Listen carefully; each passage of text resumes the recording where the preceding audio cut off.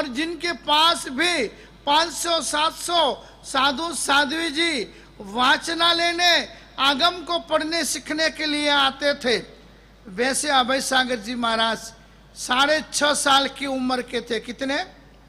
दीक्षा लिया ने उन्होंने 6.5 साल की उम्र में ली थी। आज बहुत समाज के द्रोही, धर्म के गद्दार लोग बाल दीक्षा का विरोध करते हैं। यदि बाल दीक्षाएं सनातन हिंदू धर्म में या जैन धर्म में या अन्य किसी भी धर्म में यदि बाल दीक्षाएं नहीं हुई होती और नहीं होगी न, तो मूर्ख की जमा होंगे सब। अब 50 साल के बाद, 60 साल के बाद जो दीक्षा लेते हो, क्या समाज को मार्गदर्शन देंगे? हाँ, और वो निंदा करने वाले, गद्दारी करने वाले लोग समाज को क्या मार्गदर्शन देते हैं? तोड़ने का, झगड़े करने का, अच्छे इंसानों की निंदा और कुथली करने के सिवाय उनके पास और कोई शस्त्र नहीं है, क्योंकि शास्त्र का ज्ञान है ही नहीं। 6.5 साल की उम्र में अभय सागर जी महाराज छोटे भाई और उनका बड़ा भाई महोदय सागर जी महाराज, उन्होंने 8.5 से 9 साल की उम्र में उनके पिताजी धर्म सागर जी महाराज, उनके मम्मी सदगुणा श्री जी महाराज, उनकी बहन सुलसा श्री जी महाराज मूल उंझा के बाजू में उनावा गांव के एक साथ में इस परिवार ने दीक्षा लिया। बहुत बड़े विघ्न आए, विरोध करने वालों ने विरोध भी किया। ये तो अपनी समाज की परंपरा है, अच्छे को भी बुरा मनाना दुनिया की पुरानी आदत है। तो उस समय कितनी एकता थी अपने शासन में कि अभय सागर जी महाराज को सुश्रावकों ने, धर्म के वफादार श्रावकों ने चालू वरघोड़े में से तूफानी तत्व तूफान करके इसको अपहरण करके लेके न चले जाए, इसलिए उस अमृतलाल को यानी अभय सागर जी को उठाकर सीधे अहमदाबाद ले गए, साइलेंट गुप्त रास्ते से, और वहां पर सिद्धेश्वरी बाबू जी को सौंप दिया। किसको सौंपा? सिद्धेश्वरी बाबू जी को। बोलो, एक ये सागर समुदाय, वो सिद्धेश्वरी बाबू जी का समुदाय। बोला ये चंद्र सागर श्री जी में दीक्षा लेने वाला है, मगर ऐसा तूफान हो गया है शंखेश्वर में, कोई हरकत नहीं, मेरे पास छोड़ दो। विद्याशाला अहमदाबाद के अंदर सिद्धेश्वरी बाबू जी ने अभय सागर जी महाराज को दीक्षा दिया और किसके नाम का शिष्य बनाया? धर्म सागर जी, यानी उनके पिताजी के नाम का शिष्य बनाया। और बाद में महोदय सागर जी का भी इस तरह से हुआ। उस समय में तो अज्ञानता बहुत थी, है? अभी तो छोटे छोटे बच्चे कंप्यूटर चला लेते हैं, उसमें अपन खुशी मनाते हैं। छोटे छोटे बच्चे मर्डर कर देते हैं, वो भी देख लेते हैं, मगर कोई छोटे बच्चे खुद के नहीं दूसरों के भी लेने तो अभी उनको पेट दर्द होता है। मैं आया 9 साल में, चंद्रशेखर महाराज वीर सैनिक वाले आए भी 11-12 साल में। जितने भी वर्तमान में महान आचार्य आपको दिख रहे हैं न, सब छोटे 8 साल की उम्र से लेकर 12-13 साल की उम्र में आए हुए हैं, जिन्होंने 5 साल 10 साल इतनी पढ़ाई की कि शासन के वो रत्न बने, वो हीरे बने हैं। ठीक है, ये तो कुंभार का निभाड़ा है। कुंभार के निभाड़े में 100 मटके बनते हैं, 2-4 मटके फूटते भी है, तो कुंभार कहीं अपने मटकी बनाना बंद कर देता है? आपके 5 बच्चों में से एक आध बच्चा दारू पीने वाला हो, दीवाना फूंकने वाला हो, जगह जगह जाकर आपके नाम से रुपये लेकर नाम खराब करने वाला हो, होटल ने बोतलों में रोज तुम्हारे घर की सारी पूंजी खत्म कर देने वाला हो, तो क्या और 4 बच्चों के ऊपर भरोसा नहीं करते हो? क्या उनको बरोबर नहीं संभालते हो? मगर जो गद्दार होते हैं, जो धर्म से भ्रष्ट होते हैं, जिन्हें धर्म से कोई लेना देना नहीं होता है, ऐसे लोग धर्म के विषय में कुछ भी जानकारी नहीं होने के बावजूद कुछ भी भोग खुद का नहीं होने के बाद, खुद का कोई समर्पण भी नहीं होने के बाद भी वो धर्म का ठेका लेकर घूमते हैं और मूर्ख लोग ऐसे लोगों को सपोर्ट, सहाय, उत्तेजना देते हैं। इसलिए यहाँ पर कहा भाव श्रावक बनो। और भाव श्रावक के 3 भेद, दर्शन श्रावक, व्रत श्रावक, उत्तर गुण श्रावक, ये 3 प्रकार के भाव श्रावक यानी भगवान महावीर के शासन के श्रेष्ठतम उत्कृष्ट प्रकार के श्रावक, इन 3 गुण से जो युक्त होते हैं उन व्यक्तियों को भाव श्रावक, जो आपको असम्यक दर्शन तक पहुंचाया है। हम अपना तो आज चालू हो रहा है दर्शन श्रावक यानी सम्यक दर्शन। अवृत्ति सम्यक दृष्टि आत्मा, अवृत्ति सम्यक दृष्टि आत्मा ने क्या श्रावक है। अवृत्ति यानी किसी भी प्रकार का व्रत, नियम, पचखान नहीं कर पा रहा है, नौका से भी नहीं, 1 घंटे का पचखान भी नहीं कर सकता है, मगर सम्यक दृष्टि है। तो कैसा है? सैनिक जैसा, श्री कृष्ण जी जैसे, वस्तुपाल मंत्री जैसे, कि जो जीवन में आस्था और श्रद्धा इतनी थी, जैसे आजकल होता है ने, कांग्रेस वाले कांग्रेस का झंडा लेके दौड़ेंगे, भाजपा वाले भाजपा का लेके दौड़ेंगे, और उसमें होते हैं 2-4 या कूदने वाले होते ही है, नहीं होते ऐसा नहीं है, मगर ज्यादातर लोगों की वफादारी अपनी अपनी पार्टी से होती है, हाँ अपने अपने पक्ष से होती है। तो ऐसे अवृत्ति श्रावक जो होता है वो श्रद्धा में मजबूत, मेरा धर्म, मेरा शासन, मेरे प्रभु, मेरे साधु, और उस शासन के ऊपर, उस साधु के ऊपर कोई भी तकलीफ आ जाए तो कभी भी पूजा नहीं करने वाला, पचखान नहीं करने वाला, सामायिक नहीं करने वाला सबसे पहले कूदे। तो अभय सागर जी महाराज को वैसे श्रावक उठा के ले गए अहमदाबाद, वहां दीक्षा हो गई। इस तरफ मोतीलाल यानी महोदय सागर जी, हम लोग जो है ने उस महोदय सागर जी का परिवार है, और बंधु बेलरी और अशोक सागर जी महाराज वगैरह जो है ने वो सब अभय सागर जी महाराज का परिवार है। हमारे दादा गुरु धर्म सागर जी और धर्म सागर जी ने सब परिवार के साथ 5 भाई, 5 भाई में से किसी को लड़का नहीं, इनको 2 लड़का। भाइयों ने विरोध किया, तेरे को दीक्षा लेनी है तो ले, एक छोरो तो मिलिन जा, ये परंपरा है वंश की कैसे चलेगा। बोला कि जिस संसार को मैं कुआं समझता हूं, जिस संसार को मैं खारा समुद्र समझता हूं, उसमें मेरे बेटे को मैं डुबाऊंगा नहीं। मैं पहले बच्चों को दीक्षा दूंगा और बाद में मैं दीक्षा लूंगा। दोनों बच्चों को पहले, वो मूलचंद भाई, क्या नाम था, मूलचंद भाई, उन्होंने अपने पहले बच्चों को, अपनी बच्ची को दीक्षा दिलाया, और बाद में मूलचंद भाई धर्म सागर जी बने।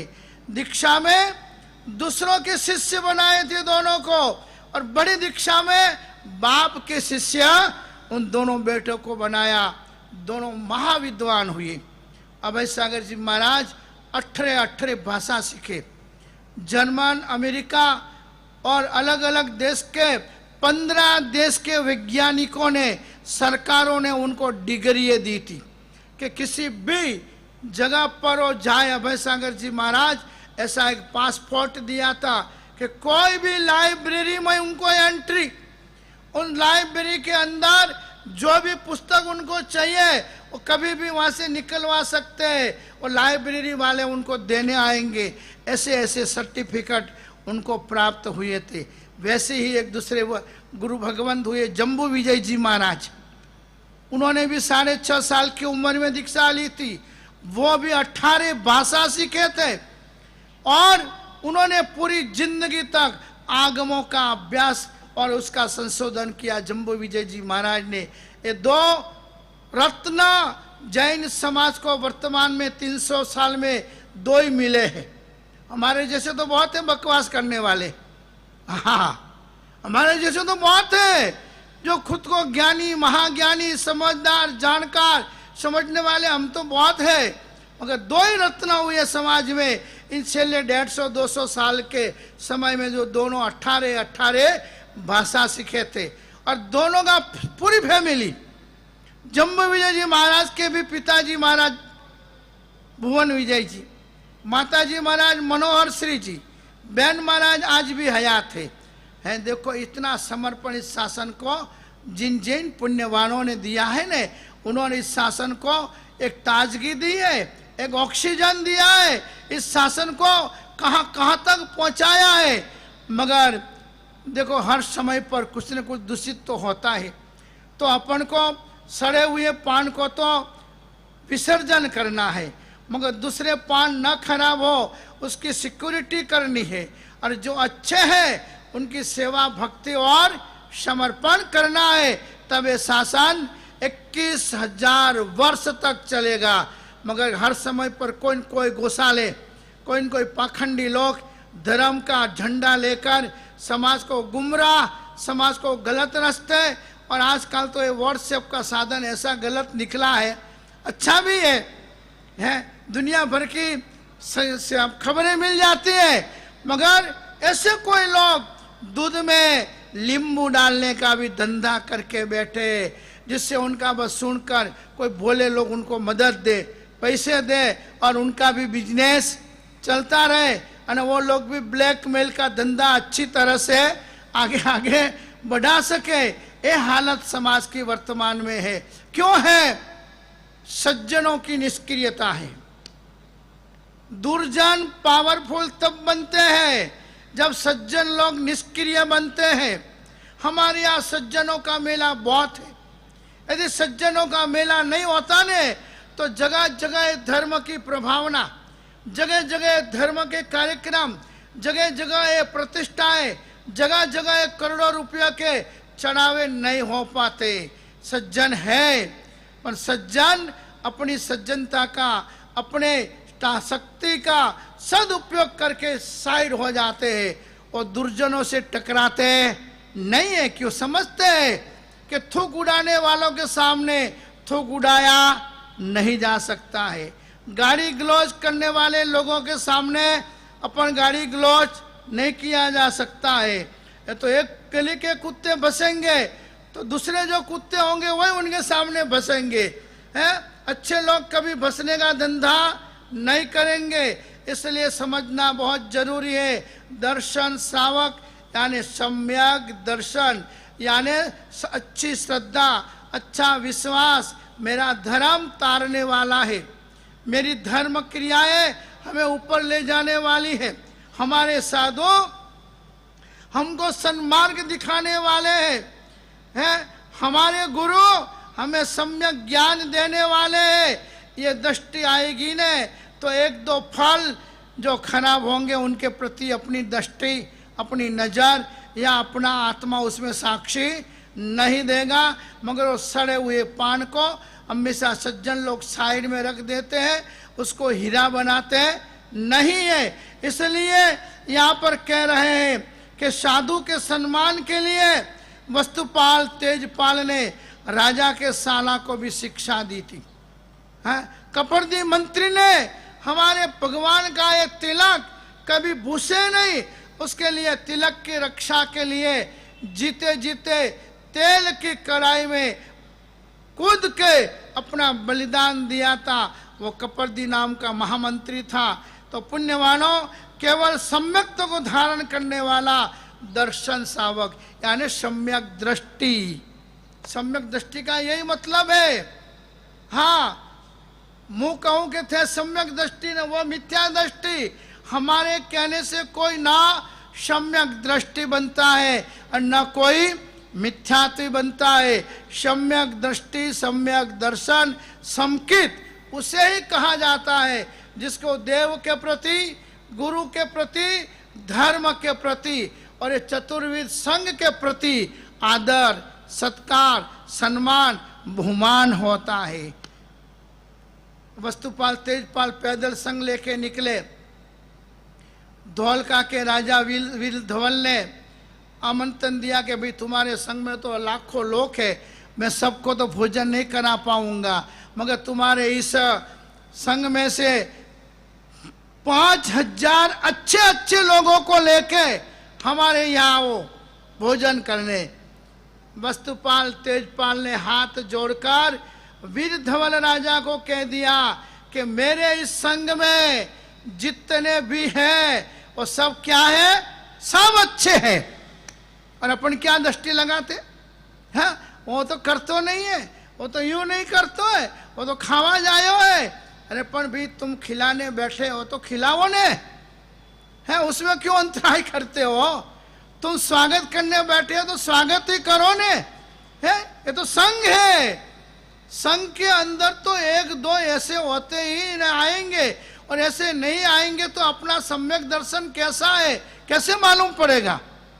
अपना सम्यक दर्शन साधु के प्रति, साध्वी जी के प्रति, श्रावक के प्रति, श्राविकाओं के प्रति अपना सम्यक दर्शन की परीक्षा ऐसे समुदायों में होती है।